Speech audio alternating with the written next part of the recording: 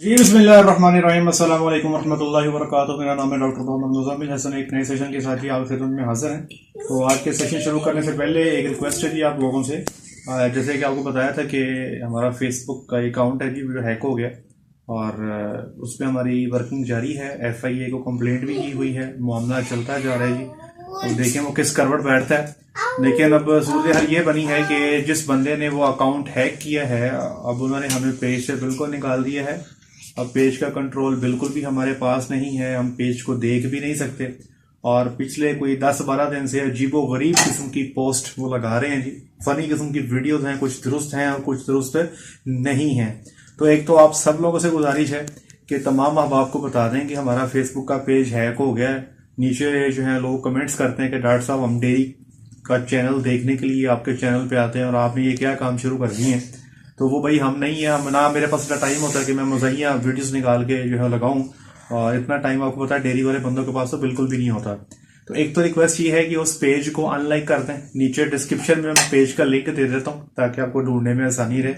और दूसरे नंबर पे उसको जाकर रिपोर्ट भी करें ताकि फेसबुक को पता लगे ये बंदा कोई और है और ये ज्यादती कर रहा है हमारे साथ। और ऊपर डॉक्टर मुज़म्मिल मेरा नाम लिखा हुआ है, ऊपर गायों की फोटोज लगी हुई हैं और पीछे पता नहीं अजीबो गरीब किस्म की वो फजूल सी वीडियोस लगाई जा रहा है पिछले 15-20 दिन से। तो दुआ है जी हमारी कि अल्लाह करे जल्द से जल्द इस मामले का कोई हल निकल आए।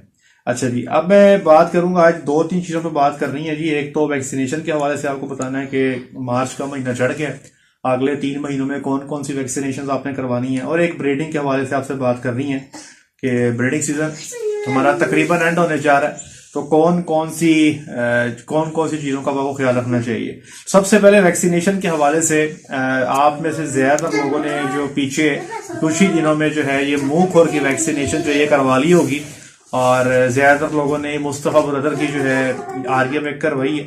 और अल्लाह का बड़ा ही फजल है, अल्लाह का बड़ा ही फजल है। इस दफा मैक्सिमम 2 बंदों का मुझे लोगों ने मुझसे रब्ता किया है, मैक्सिमम 2 बंदों ने जिन्होंने कहा जी कि हमारे जानवर को मुंह खरा गया। अदरवाइज पिछले साल तो जनाब कमो बेश 200-250 बंदे ने रब्ता किया होगा मुंह खुर के लिए। लेकिन इस दफा अल्हम्दुलिल्लाह सुम्मा अल्हम्दुलिल्लाह बहुत सुकून है इसके हवाले से, मुंह खुर के हवाले से।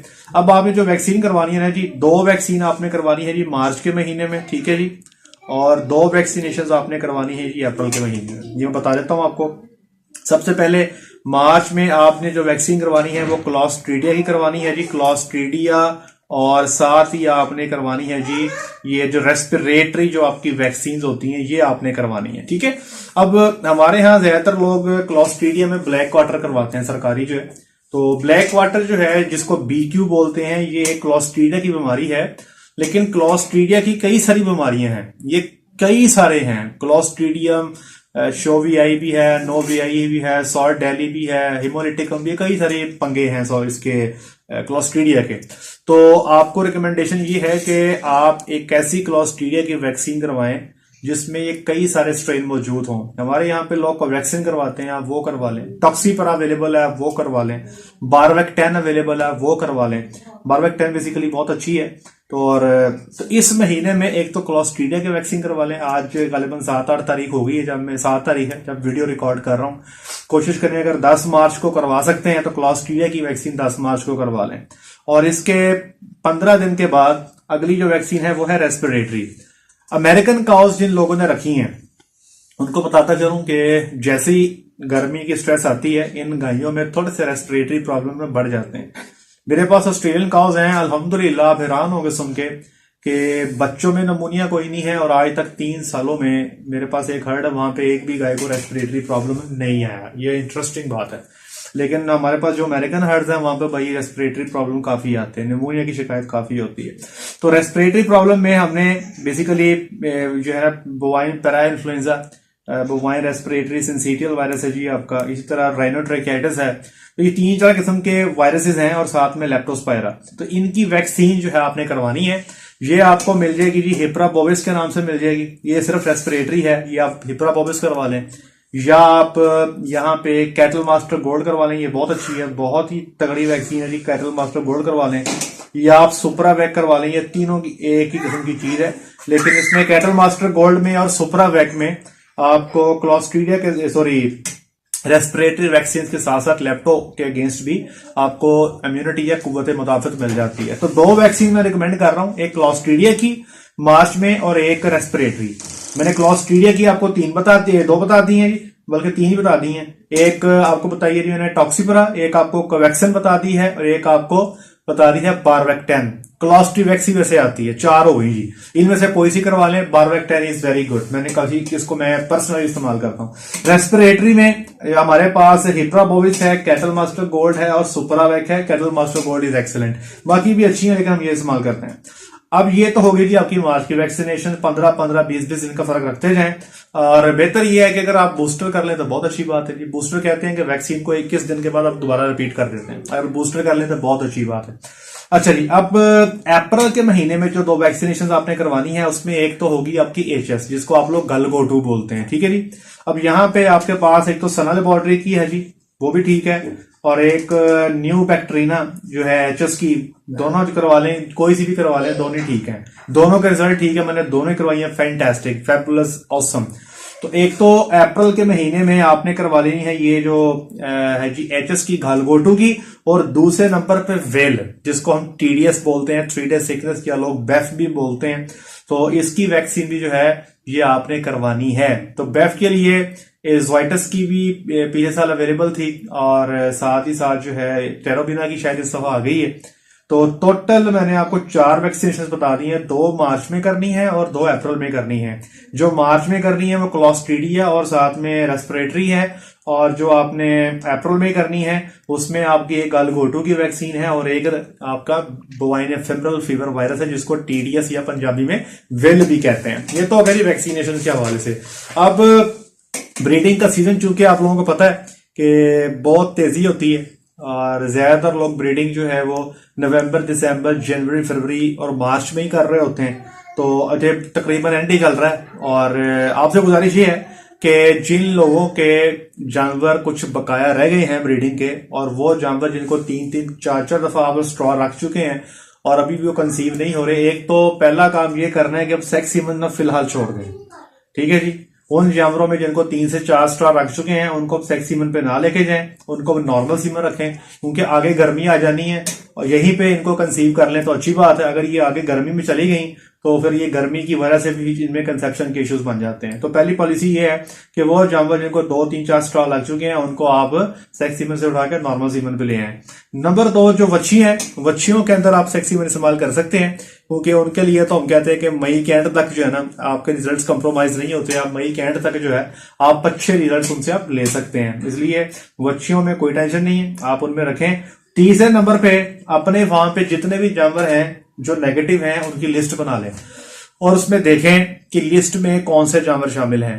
जितने भी जानवर जिनको बच्चा दिए 40-45 दिन से ऊपर हो चुका है, उन जानवरों को इस लिस्ट में शामिल कर लें। उन जानवरों को शामिल कर लें जो अभी तक ठहरे नहीं है, जिनको ज्यादा देर हो चुके हैं बच्चा दिए को।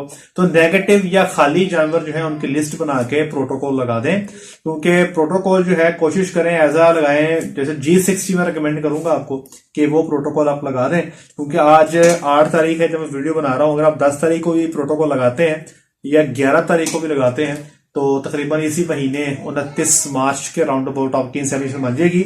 तो वो लोग जो प्रोटोकॉल लगाना चाहते हैं उनके लिए मैं डेट्स बोल देता हूं। अगर 11 मार्च को आप प्रोटोकॉल स्टार्ट करते हैं G60, तो 11 मार्च को रात 8 बजे आप इंजेक्शन लगाएंगे जी ईस्ट्रोमेट लगा लें या साइक्लोमेट लगा लें या डेल्माजीन लगा लें, ये आपने 2 ml लगाना है जी। उसके बाद 13 मार्च को आप दोबारा टीका लगाएंगे जी, 8 बजे शाम को लगाएंगे, रात को कंसेप्टाल लगा लें या डेलमेरालिन लगा लें, ये आप लगाएंगे जी 5 ml, ठीक है। अब 14 तारीख को हो सकता है कुछ जानवर हीट में आ जाए, ठीक है। अगर कोई जानवर हीट में आ जाए तो उनको इंसेमिनेट करके उनका प्रोटोकॉल यहीं पे बंद कर दें, ठीक है। वो एनिमल जो हीट में नहीं आ रहे उनको फिर अब आगे और लेके चलेंगे। वो कैसे लेके चलेंगे? अब आपने 19 मार्च को जनाब दोबारा शाम को 8 बजे इंजेक्शन लगाना है जी, और वो कंसेप्टाल का होगा 5 ml, ठीक है जी। 19 तारीख के बाद 26 मार्च को आपने शाम को 8 बजे ईस्ट्रोमेट का टीका लगाना है जी, वो आप लगाएंगे 2 ml। फिर 27 मार्च को आपने 8 बजे शाम को फिर एस्टोमेट का टीका लगाना है जी 2 ml। ये मैं साथ साथ डेट बताता जा रहा हूं।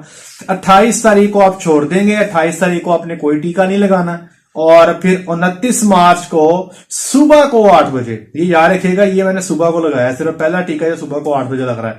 और ये कंसेप्टाल का टीका होगा जो 29 मार्च को लगेगा, ठीक है, और ये आप लगाएंगे 5 ml, और 29 तारीख को ही शाम के टाइम, ठीक है जी, 5 बजे से लेके 8 बजे के बीच में जानवरों को आप टीका रखवा दें, एआई कर दें, ठीक है।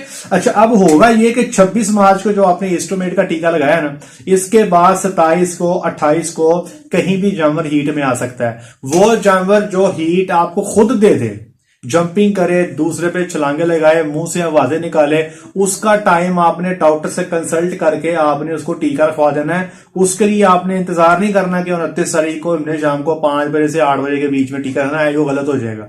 वो जानवर जो खुद से जंपिंग कर लें, उनको उनके हिसाब से ही टाइम बनाना है। तो उनके हिसाब से कैसे, अगर वो जंपिंग कर रहा है तो जंपिंग करने के 18 घंटे के बाद आप टीका रख दें, इंशाल्लाह फायदा होगा, फक्का भी होगा।